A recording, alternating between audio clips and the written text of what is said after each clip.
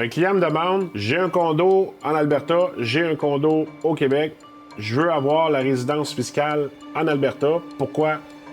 Coûte moins cher d'impôt. Est-ce que je peux faire ça si je vis 6 mois en Alberta, 6 mois au Québec? Ce qu'il faut regarder, puis ce que les autorités fiscales vont regarder, c'est plusieurs points, puis là, je vais vous les lire. La première, c'est où l'adresse des enfants puis des conjoints vivent. Donc, si ta famille est établie au Québec, puis toi, tu es établi en Alberta, des bonnes chances qu'ils prennent la résidence principale du Québec. C'est quoi ton adresse principale? Sur ton permis de conduire, c'est où est-ce qu'est l'adresse? De où est ton permis de conduire? Ta carte d'assurance maladie et de quelle province? Ils vont regarder tes relations sociales et professionnelles. Ça, c'est si, mettons, il viendrait qu'à te vérifier.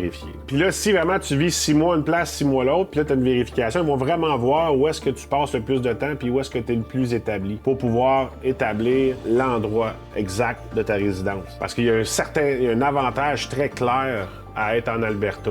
J'ai jamais été vivre en Alberta, mais une affaire que je sais, c'est qu'ils payent vraiment moins de taxes. La réponse est oui. Ça va dépendre de comment tu vas prouver que c'est là-bas tes liens d'attache, puis c'est vraiment là-bas ta résidence principale. Dans les faits, est-ce que quelqu'un a sur son permis de conduire, reçoit ses billes d'électricité, toutes les affaires en Ontario, puis qui vit réellement au Québec? Est-ce qu'il y en a qui ont déjà fait ça? Je pense que oui. Tu sais, dans le fond, c'est de bien lire la réglementation, probablement consulter un fiscaliste qui va bien vous dire comment le faire si vous voulez le faire. Mais à la limite, au pire, le Québec va te cotiser de plus, là, mais c'est important de le faire intelligemment pour être sûr que ça soit clair, la franche, où est-ce que je vis en Ontario, ma résidence principale. Donc, si tu veux établir ta résidence principale en Alberta, ça va être important de bien le définir.